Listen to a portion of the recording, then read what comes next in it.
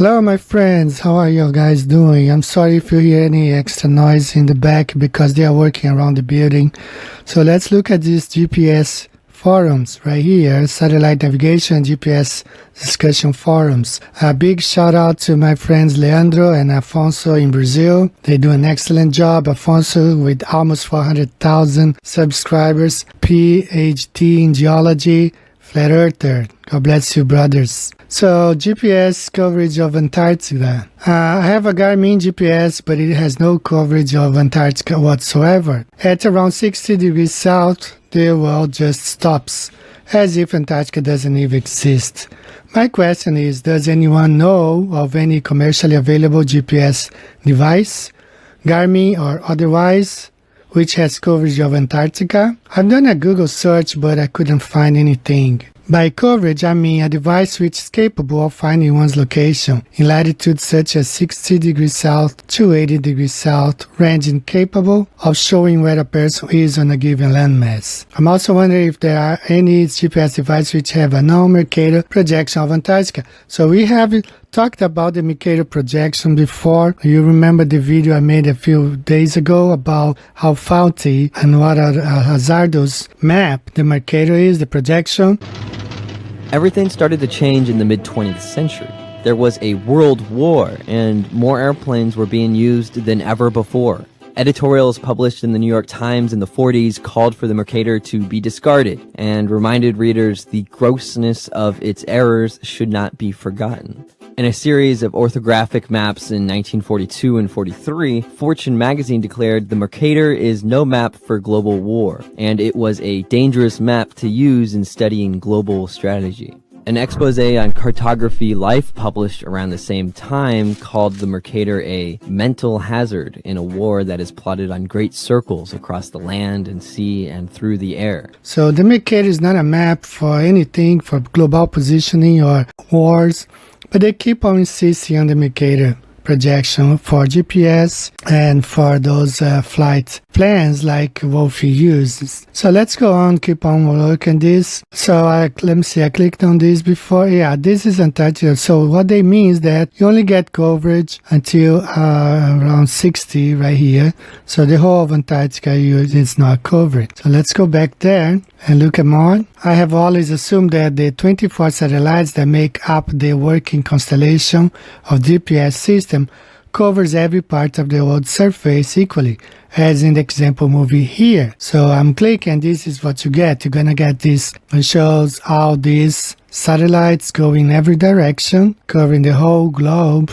But in fact, that's not really true. Okay, we're gonna look at this, compare both the globe and the flat earth map. You see which one makes more sense. So I've discovered that Australia's KC base used the following models: Garmin GPS 45XL, Garmin GPS 128, Garmin GPS 126. These appear to be hiking style models, but more technical, more for maritime use, no user-friendly map, interface, etc. I'm also wondering if these models have Antarctica coverage by default. Literally anywhere on the surface of the Earth is navigable, or whether some special adaptation was added to them to make them compatible with Antarctica. Another issue is that the mentioned models all appear to be old, out of stock, or unavailable. Does anyone know of any more recent version? So I also found a model called Garmin eTrax 10. Now here is a response to that. I would not recommend, apart from Amazon, call the same model simply eTrax 10. The worldwide map would be a base map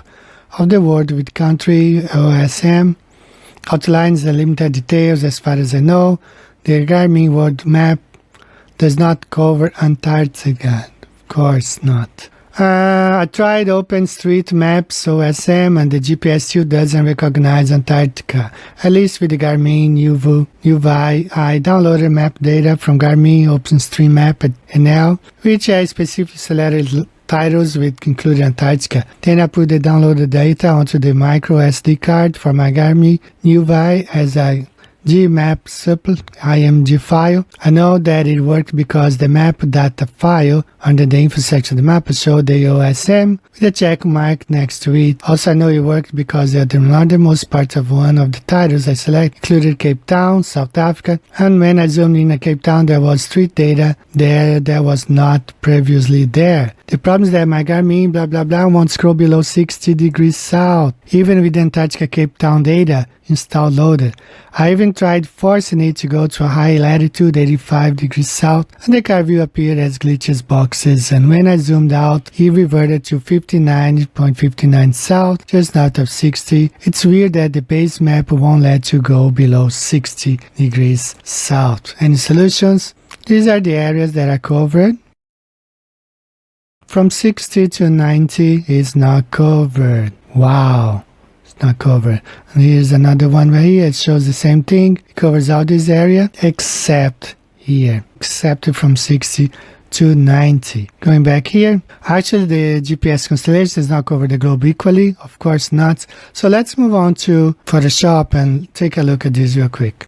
Alright guys, now let's look at both models, the globe model and the flat earth, and look which ones. Let's see which one makes more sense. So here's the globe. See here, article circle, 66 degrees north. Actually, the coverage, it says from 75 up, you can't get coverage. And down here, down below 60 degrees to 80, you can't get any more. Anything down below here, below this 66 degrees south, you can't get coverage with GPS. So if we compare, this is what we get. So we get almost all of the globe earth covered except Antarctica. How come just this tiny little bit here is not covered by any GPS, even though we saw, as we will compare now on the animation, that satellites go all the way here, all directions. But how come this tiny area here on the globe is not covered? Neither is this tiny area here. Well, let's look at the flat earth map and then you understand why. Here we have the Gleason's map. Alright, this tiny here, it's from 75 to 90 is a no-fly zone. This explains why, if you go back to my video, flights Singapore to New York over the flat earth, you understand why from New York to Singapore it goes this way, and the return flight comes this way. Going to Singapore from New York, it flies according to, remember there is here the polar jet stream, goes in this direction, so it goes along the wind to Singapore, comes back along the wind to New York. Never flies directly over the North Pole. It's a no-fly zone. And this red line here, it's 60 degrees. From this point forward, it's 60 degrees to 90. It's another non-fly zone here. Nothing happens here, no coverage of GPS. Only this area here, and actually mostly of this area where the continents are. This area here, deep south in the Pacific, it's a no coverage zone. If you remember the video where Captain Marcello says that he flies for 10-11 hours here in the dark, no communication.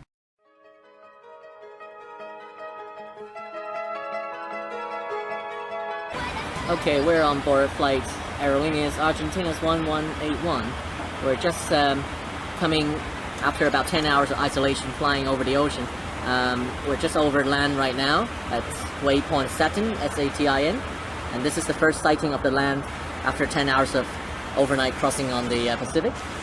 So this area here, you rarely get any coverage, unless there are some balloons here and towers, E. Lauren. But otherwise, this is the area where you get coverage. Not barely, depending on where you are. Like if you are in the Amazon, you don't get coverage. If you leave the city, it's hard to get a signal. But, GPS will work most of these places here. Here, you are contained in this area on the flat earth. So let's look from this perspective right here. If you are on Antarctica, as we were reading, you have to look towards the 60 degrees south to get GPS to view the satellites. So they are all contained in this area right here. Okay, no coverage in Antarctica. Remember, there are no flights going from, no circumnavigation north and south. It's impossible because this is how the Earth is. You can only circumnavigate from west to east or from east to west. Never from north to south. It's impossible. The Antarctica is the border. You cannot go across this area. Alright, so this map explains why we cannot get coverage in Antarctica. Antarctica is the ring. It was known, if you look at the encyclopedias, it was always called the Antarctic ring because it's a ring of ice, and we are here. We are surrounded by Antarctica, and we are in this area here. We cannot leave Earth. This is where we live, and we cannot leave this area. Okay, Antarctica is not covered. It makes no sense, this globe Earth here, for several reasons. One, that we are not spinning. No, this is what the truth is right here. The Earth is flat. You don't get coverage outside this area because there's no way. Okay, there's nothing here. It's dead. No life, no animal life, no vegetal life, nothing. On the opposite, here in the Arctic, you see summer, you see 80 kinds of plants and animals, but no life in Antarctica. So this is what we have. I'll see you next time. Be safe. Earth is flat and stationary. See you next time, guys. Bye-bye.